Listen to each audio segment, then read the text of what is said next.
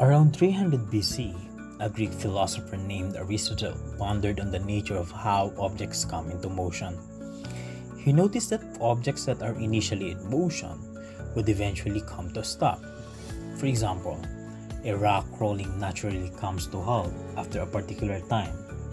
To differentiate the state of the rock in motion or lack of its motion, he coined the term energia, which means being at work.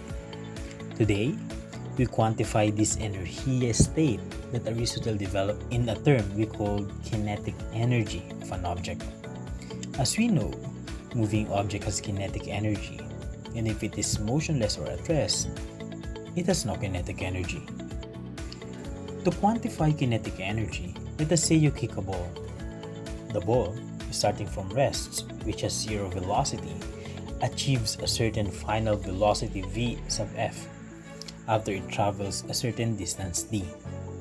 The acceleration, if you can remember from the previous modules, can be described as a is equal to v sub f squared minus v sub I squared all over 2d.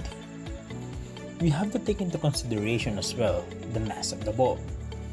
Let us multiply both sides with mass. We will get ma, which we remember as equal to force, is equal to m times vf squared minus vi squared all over 2d. Since the ball is started from rest, the initial velocity of it is 0. Therefore, we can have our equation as f is equal to m times vf squared over 2d, right? Now, if we multiply both sides of the equation by d, which is our displacement or distance, we will get fd is equal to 1/2 mvf squared. You might be familiar with fd as work, and therefore, work is equal to 1/2 mv squared. Work is the amount of energy transferred to an object, and therefore, our final equation for kinetic energy is equal to 1/2 mv squared, where Ke is kinetic energy, m is mass, and v is the final velocity in meter per second. It is said that if the object moves, it has kinetic energy. If it is at rest, then it has zero kinetic energy. Mathematically, the velocity in our formula for kinetic energy is squared, which means that even if the object is moving at a negative velocity, the kinetic energy will always be positive. Remember, kinetic energy can never be negative. Physically, the lack of kinetic energy means that the object is not moving, and anything below the lack of movement in our physical reality does not make any sense. Of course, we cannot say that an object at rest to be in state that is more at rest, right? Also, you might hear the term relativistic kinetic energy. This is a common phrase, especially when you are watching sci-fi or time travel movies.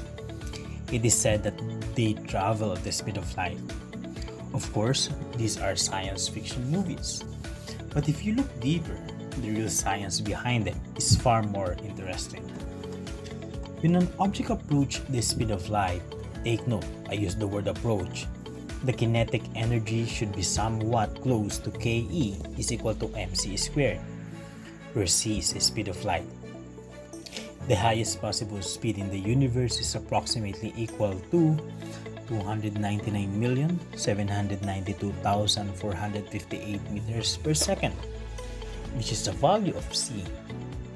Dr. Albert Einstein was the first to claim that only light can travel this fast. Classical mechanics suggests that the kinetic energy of an object becomes infinite if the velocity becomes infinite. But you will see in this graph here that kinetic energy blows up to infinity as object travels to the speed of light. This phenomenon is what we call in modern physics the relativistic kinetic energy. What this simply means is objects that are moving near the speed of light will have a tremendous amount of kinetic energy. And if they can travel at the speed of light, their kinetic energy will have a value of infinity. Of course, that is not allowed by the universe. An object carrying infinite kinetic energy means that an infinite amount of energy is transferred into that object.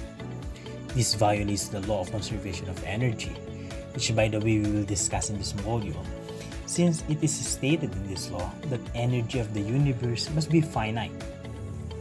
Nonetheless, at low speeds, you do not need to worry about violating the law of conservation of energy because, well, our kinetic energy is far from being infinite. Anyway, in the next video, we will have some mathematical problems concerning kinetic energy. But that is all for this lecture. I'm Gilmer Di Castro, and see you in the next video.